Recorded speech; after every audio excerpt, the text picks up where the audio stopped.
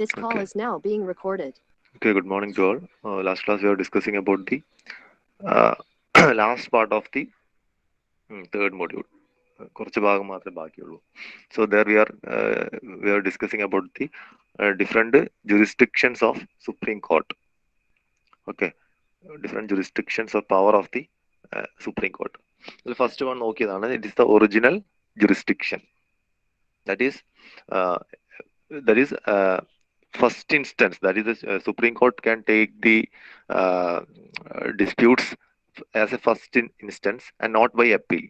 So we all know that the Supreme Court like ഒരു case പോകുന്ന അങ്ങനെയാണ് through appeal പോവാ അല്ലെ from the lower courts from the high courts it can be go to the Supreme Court as an appeal.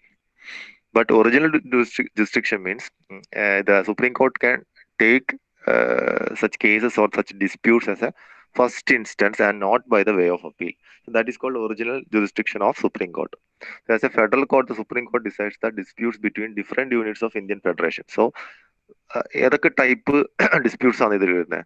So it includes disputes between center and one or more states, the center and any state or states on one side and one or more states on other side, or between two or more states. So these types of disputes can be taken as original jurisdiction by the Supreme Court. That is means it can be taken as such disputes can be taken in the first instance and not by ways of appeal. Okay. So ഇത്തരത്തിലുള്ള federal disputes that is between two states അല്ലെങ്കിൽ a group of states and the central. So in the above federal dispute, the Supreme Court has exclusive original jurisdiction. Okay, that is about the original jurisdiction. Then second one is a writ. So we can give a writ, and that is another type of jurisdiction, a writ jurisdiction. So Supreme Court മാത്രമല്ല, in High Court also we can uh, uh, that is the High Court also is empowered to writs like Supreme Court. The Supreme Court mainly the jurisdiction, it includes mainly regarding the fundamental rights of the citizens. Fundamental right ആയിട്ട് ബന്ധപ്പെട്ട writs ആണ് ഈ Supreme Courtൽ ഉള്ളത്. Okay, so Supreme Court is empowered to writs including habeas corpus, mandamus, prohibition, quo warranto, certiorari, and they all are done for the enforcement of the fundamental rights of citizen. Okay, so see, writ jurisdiction എന്ന് പറഞ്ഞാൽ അത് fundamental റൈറ്റുമായിട്ട് ബന്ധപ്പെട്ടാണ്. So the Supreme Court is empowered to writs including special types that is regarding the fundamental rights like habeas corpus, mandamus, prohibition, quo warranto, and certiorari. Okay, so എപ്പോഴും also like Supreme Court, High Courts are also empowered to issue writs for the enforcement of the fundamental rights. But Supreme Courtസിന് fundamental റൈറ്റുമായിട്ട് ബന്ധപ്പെട്ട writs മാത്രമേ issue ചെയ്യാൻ വേണ്ടി പറ്റും. Then appellate jurisdiction is another type of jurisdiction. That is like by appeal, if you are going by appeal, if you are going to Supreme Court, it is called appellate jurisdiction. So power of the Supreme Court to hear the appeals and to take decisions. So the Supreme Court is primarily a court of appeal and hears appeal against the judgments of the lower courts, including high courts. Okay, അപ്പോൾ അതിൽ കുറച്ച് types of appeals വരുന്നുണ്ട്. So these appeals include, or appellate jurisdiction includes, constitutional matters, then civil matters, then criminal matters, then there are special case also. So regarding constitutional matters, so if in the constitution cases, an appeal can be made to the Supreme Court against the judgment of High Court if the High Court certifies that the cases involves a substantial question of law. Okay, that means High Court like a theory case that if the High Court decides that it involves a substantial question of law that requires the interpretation of the Constitution, in such cases it can be taken or gone for an appeal to the Supreme Court. Okay. Also, based on the certificate, the party in the case can appeal to the Supreme Court on the ground that the question has been wrongly decided. Okay, so based on the High Court verdict, if the party in the case, if he had the right to go for an appeal to the Supreme Court on the ground that the question has been wrongly decided. So that is called appellate jurisdiction. So അത്തരത്തിലുള്ള cases Supreme Court എടുക്കാം. Okay, then in civil matters, Civil matters means general importance ആയ കാര്യങ്ങളുടെ appeals. So in civil cases, an appeal lies to the Supreme Court from any judgment of a High Court if the High Court certifies that the case involves a substantial question of law of general importance, and that question needs to be decided by the Supreme Court. So in such cases, also regarding the matters regarding the civil or civil matters, if the case of general importance, if it includes a substantial question of law of general importance, then the and also if the High Court decides that this question need to be decided by the Supreme Court, in such cases for civil matters also, Supreme Court can hear the appeal. Okay. Then for criminal matters, so the Supreme Court hears appeal against the judgment in a criminal proceedings of a High Court if the High Court has an appeal reversed acquittal or of an accused person and sentenced him to death. ഇപ്പോൾ criminal ആയിട്ടുള്ള മാറ്റേഴ്സിൽ ഇപ്പോൾ if accused person is sentenced to death or has taken before itself any case from any subordinate court and convicted that accused person and sentenced him to death, then if there is a certificate issued from the lower courts or from the High Court to the Supreme Court, അപ്പൊ ഇതുപോലുള്ള എന്തെങ്കിലും certificates ഹൈക്കോടതിന് കിട്ടിയാലോ, ഇപ്പോൾ ഏതെങ്കിലും person death സെന്റൻസിന് വിധിച്ചാലോ, in such cases of criminal matters also, appeal can be given to the Supreme Courts. Okay, so Supreme Courts take this also based on a certificate from the High Court also. So appeal by special leave, that is ഇതുപോലത്തെ ഒന്നും സർട്ടിഫിക്കറ്റ്സും കാര്യങ്ങളൊന്നും വാങ്ങിക്കുന്നില്ല. Directly the Supreme Court can involve in certain matters. So that is called appeal by special leave. Important ആണ്. So the Supreme Court is authorized to grant in its discretion. So it is a discretion of the Supreme Court. Important ആണ്. It is a discretion of the Supreme Court to appeal by special leave. So the Supreme Court is authorized to grant in its discretion special leave to appeal from any judgment in any matter passed by any court or tribunal in the country. So whatever the court, lower courts or whichever the High Court passed any judgment, the Supreme Court is authorized to grant in its discretion what? Special leave to appeal. Okay. So ഇങ്ങനെ കൊടുക്കുന്ന special leave. So that is called appeal by special leave. And this provision contains the following aspects. It is a discretionary power. Okay, first one, it is a discretionary power and it cannot be claimed as a matter of right. So it is not a fundamental right. It is a discretionary power of the Supreme Court. Okay, so it can be that appeal by special case can be granted even after the final judgment or in between the case also. Okay. So it can be granted in any judgment, whether final or interlocutory. Means തീർപ്പാക്കാത്ത, not final, it's going on like that. Okay. It may be related to any matter like constitutional, criminal, income tax, labor, revenue, advocate. So appeal by special leave. So such appeals can be given to any matter relating to constitutional or criminal or income tax or labor or revenue. Okay. So that is appeal by special leave. That is important at some point of view also. Then fourth one is advisory jurisdiction or consultative jurisdiction. That is the president, according to Article 143 of our Constitution, authorizes the president to seek the opinion of the Supreme Court in following matters. So the Supreme Court acts as an advisory jurisdiction.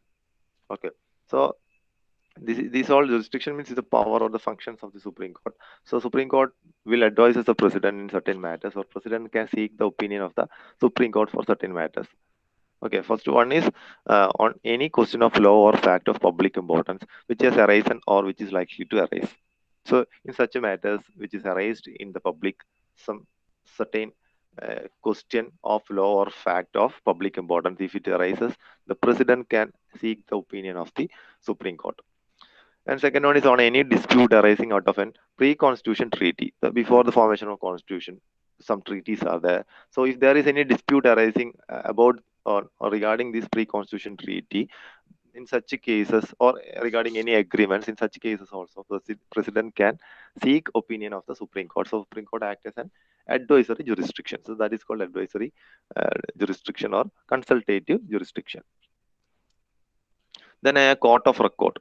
So that is another jurisdiction of Supreme Court. So always a court of record is kept for all the cases and all. So as a court of record, the Supreme Court has two powers. The judgments, proceedings, and act of Supreme Court are recorded for perpetual memory and testimony. So always all the proceedings or the judgments in the Supreme Court are recorded and kept in a a safe place.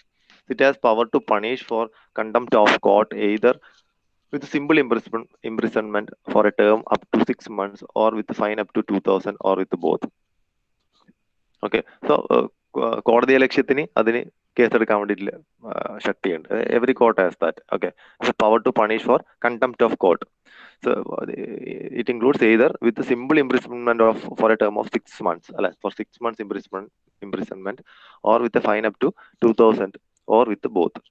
Okay, that is for the that comes under the court of record.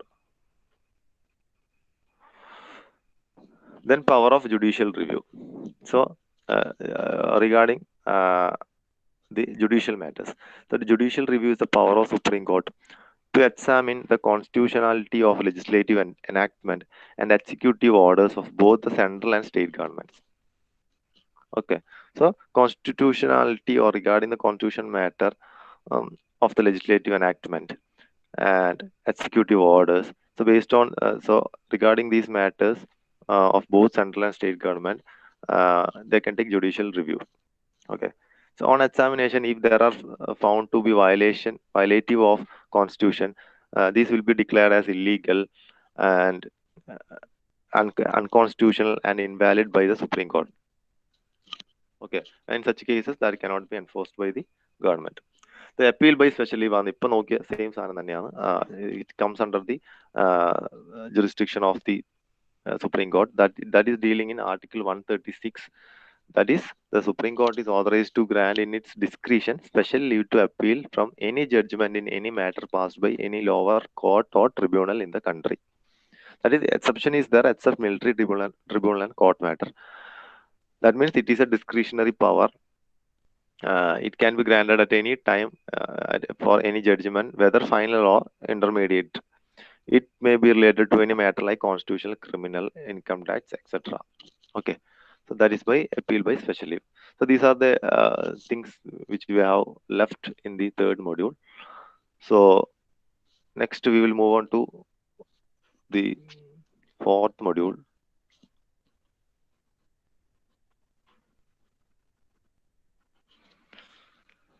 So that is all about the third module. So the third module is all about the union or the central judiciary, executive and legislature. Okay, central or union legislature, union judiciary and union executive. So union executive includes president, prime minister, vice president, so all. And the judiciary, the Supreme Court is a union judiciary. Okay, then the legislative matters like the parliament and Lok Sabha, Rajya Sabha, etc. These are the things what we have discussed in the module 3. And in module 4, we will be discussing about the same things in the state. So all the states are all the states in our country are having this type of state executives, state legislature, and state judiciary. So in similar in the central for the qualification and the elections of president, vice president, prime ministers, council of ministers, etc. Here also we are having chief minister, governor, and other ministers. Then cabinet is there. So here also judiciary system is there. The highest court in each state is the high court of the state. There are also district courts and other lower courts. And parliamentary type system is also there here in the legislative. So regarding these matters, we will discuss in module 4. First one, the state executive. So article 153 to 167 in part 6 of the constitution deal with the state executive. Okay, so regarding state executive, it is dealing in the part 6 and from article 153 to 167 of the constitution. So the state executive consists of governor, chief minister, council of minister, and the advocate general. Our attorney general, advocate general of the state. The governor is the chief executive head of the state. The governor is the chief executive head of the state, but the real executive head is the chief minister. And the governor, he is nominal executive head. Is also the nominal executive head. Also, he is the constitutional head of the state. The governor also acts as an agent of central government. So he's also acting as an agent of the central government. Therefore, the office of a governor has a dual role. So usually there is one governor for each state, but it requires the same person may act as a governor for two or more states. Okay. So usually one state, one governor will be there, and also some cases are there. Same governor will be there for two or more states. Okay. So the governor is having a dual role.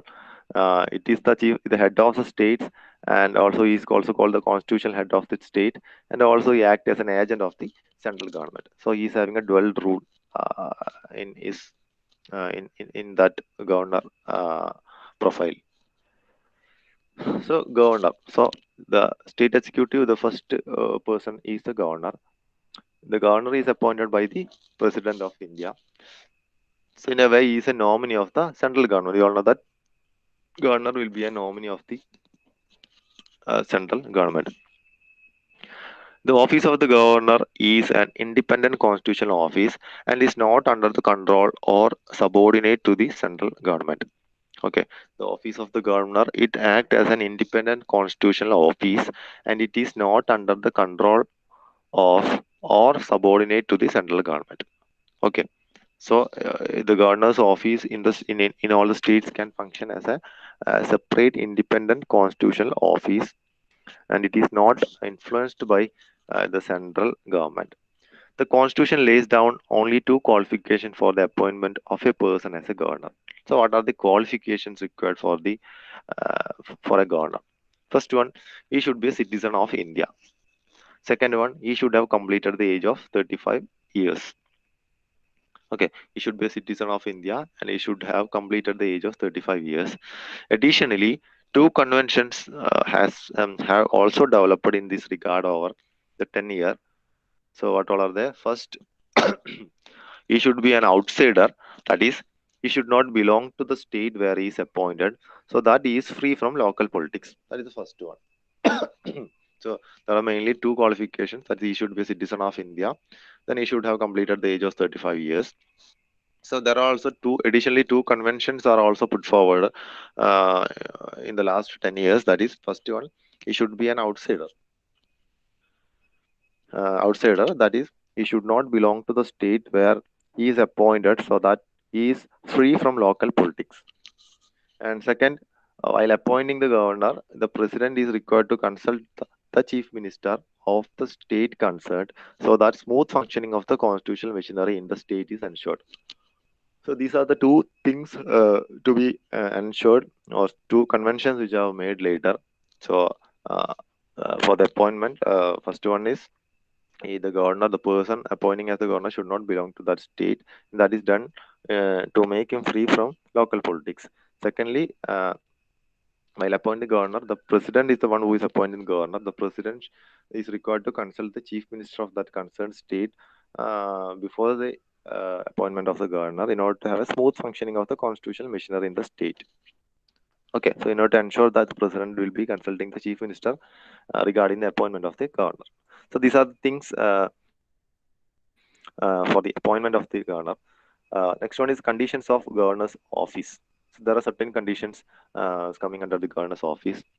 The first one, I should not hold any office of profit. You should not hold any office of profit. Sorry, also, the second one, he should not be a member of either house of the parliament or a house of state legislature. If any such person is appointed as governor, he has to vacate his seat in that house before assuming the office of the governor. Okay.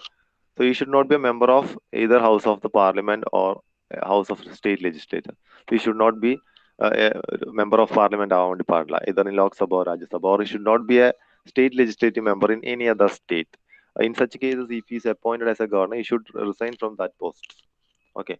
Second one, he should not hold any office of profit, like in other cases of president, vice president, prime ministers, or center of ministers. Also, he should not hold any office of profit.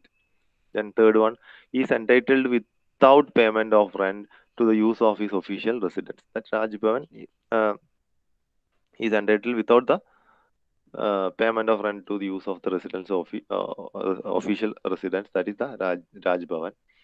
Then next condition is he is entitled to such emoluments, allowances, and privileges as may be determined by the parliament. So, whatever the allowances, the privileges or emoluments the parliament is giving, so he is entitled to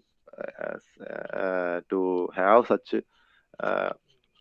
the allowances given by the or determined by the parliament. Next one is when the same person is appointed as the governor of two or more states, the emoluments and allowances payable to him are uh, the emoluments and allowances payable to him are shared by the states in such proportions as decided by the president. So there is a sharing. If the same person is entitled as governor of two or more states, then these emoluments will be shared by the states uh, in such proportions as decided by the president. Okay, and his emoluments and allowances cannot be reduced during his term of office. So these are the conditions of governor's office. Then next one is like other officials or executives.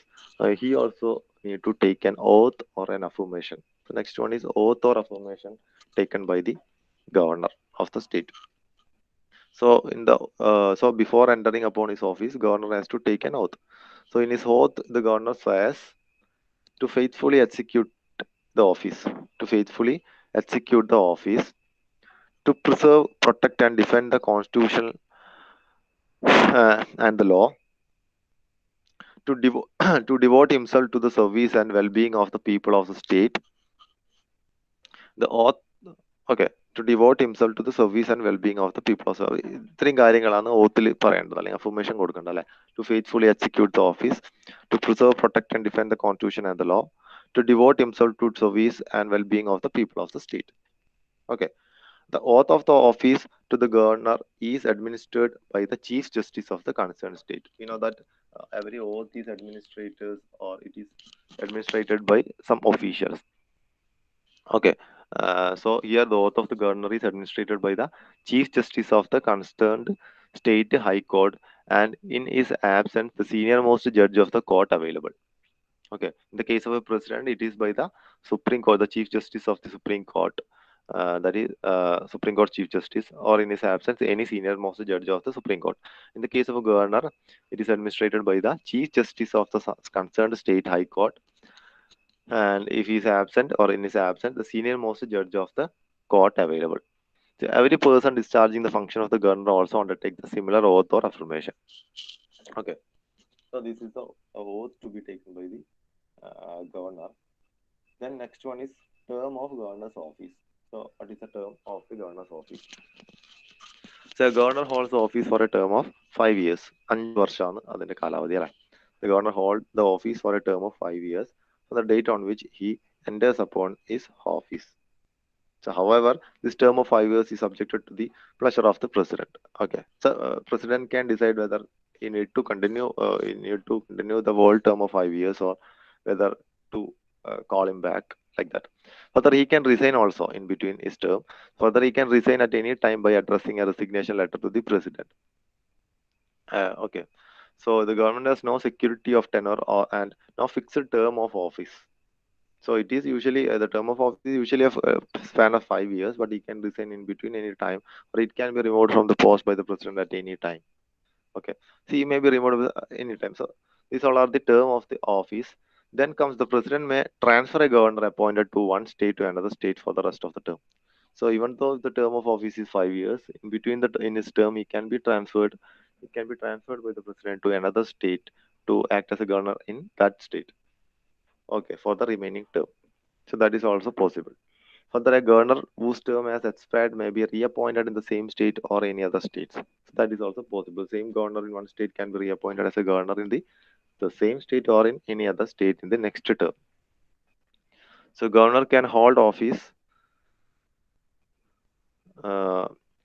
beyond his term of 5 years until his successor assumes charges. See, if even after 5 years, if his successor is not holding the position or taking the charge, then he can continue in that position till his successor assumes charge. So the underlying idea is that there must be a governor in the state, and there cannot be an interregnum. So always there should be a governor in the state. Okay. So in case of the death of a sitting governor, the Chief Justice of the concerned state high court may be appointed by the president temporarily to discharge the functions of the governor of the state. Okay. So in case of such cases, in the unfortunate cases like the death of the sitting governor, the Chief Justice will be hold the position as directed by the president for a temporary period. So next one we will discuss about the powers and functions of the governor. So like any officials of the center of the state, the state governors are also having certain powers and functions. So that includes different category of powers like executive powers, legislative powers, judiciary powers, advisory powers, and all. So one by one we will discuss here. So first one is executive powers. So the executive powers and functions of the governor are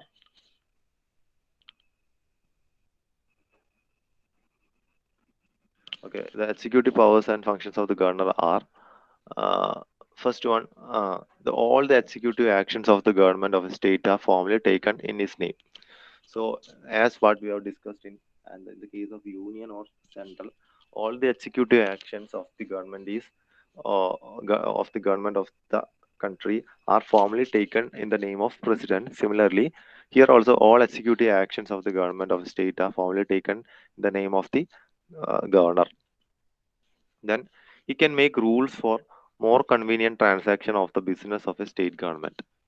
Okay, so that comes under the executive power of the government to make rules for more convenient transaction of the business of a state government. He appoints the chief minister and other ministers. They also hold office during his pressure.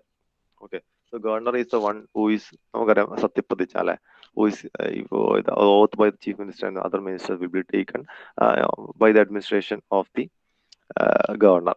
So he is the one who is appointing the chief minister and other ministers and they hold office during his pleasure. He appoints the advocate general of a state and determines his remuneration. The advocate general holds the office during the pleasure of the governor. So again, the advocate general of the state is also appointed by the governor, and also each governor is supposed to determine the remuneration of the advocate general, and also he appoints the state election commissioner and determines his conditions of service and tenure of office. However, the state election commissioner can be removed as a judge of a high court is removed. Okay. So state election commissioner also is appointed by the governor, but the state election commissioner can be removed as a judge of high court is removed. And next one is he appoints the chairman and members of the State Public Service Commission. So state PSC Public Service Commission, the chairman is appointed by the governor. So next one, he can seek any information relating to the administration of the affairs of the state and proposal for legislation from the chief minister. So he can seek any information relating to the administration of the affairs of the state and proposal for legislation from the chief minister. And also he can recommend the imposition of a constitutional emergency in the state to the president. So അത്തരത്തിൽ എന്തെങ്കിലും constitutional emergency ഉണ്ടെങ്കിൽ that can be recommended by the governor.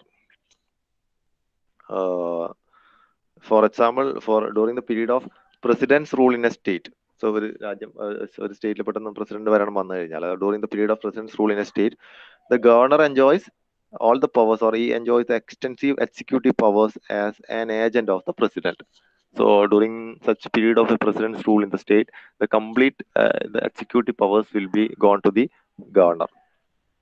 Okay, so he act as an agent of the president. Then ninth one, he acts as a chancellor of universities in the state. He also appoints the vice chancellors of universities in the states. So we know that he is acting as the chancellors of the universities. All university chancellor is a default. It will be the governor, and also he is the one who is appointing the VCs or vice chancellors of universities in the state. Okay. So next one is legislative powers. So the governor is also having many certain legislative powers. So one by one we'll discuss here. So a governor is an integral part of the state legislature. So in that capacity, he has the following legislative powers and functions. So first one, he can summon or prorogue the state legislature and dissolve the state legislative assembly. So we know that, like in the central parliament, parliament meetings, here also we are having state legislative assemblies and all. So, like the president who is having the power in the Lok Sabha and Rajya Sabha, similarly, in statewide, the governor is having these legislative powers. So he is having the power to summon or prorogue. Summon means to convene, to start, or prorogue means to extend. Okay, or to postpone. So he can summon or prorogue the state legislature and dissolve the state legislative assembly. Even he can എന്താ അതിനെ നിർത്തിവെക്കാനുള്ള അധികാരമുണ്ട് അല്ലെ. He can address the state legislature at the commencement of the first session after each general election and first session of the year. We know that in the parliament, the president is having the legislative powers, and he is a head, and he will be addressing the parliament after every general election and also every year during the first meeting. Similarly, the governor also, he can address the state legislature at the commencement of the first session after each general election and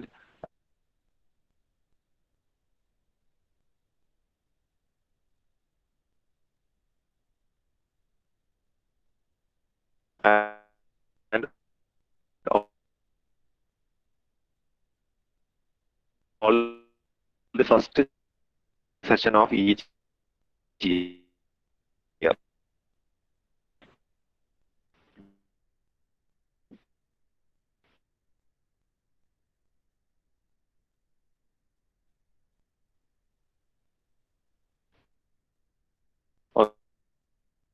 Okay.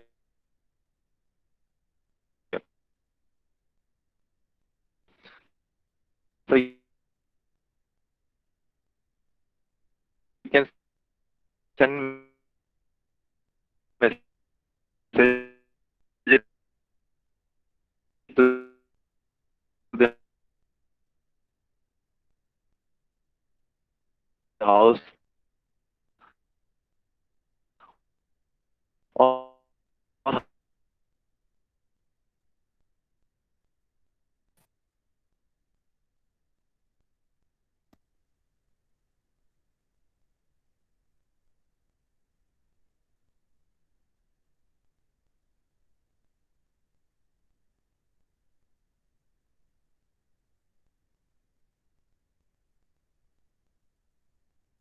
houses of the state legislature.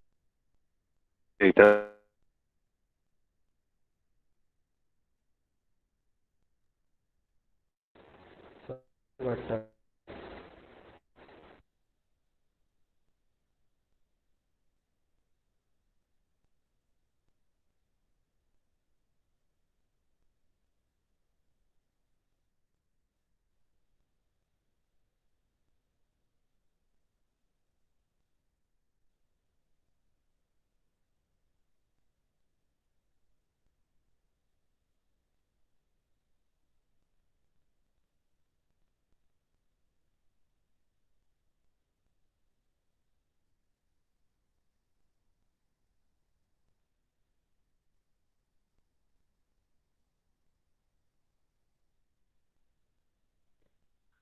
കട്ടാവുന്നുണ്ട്.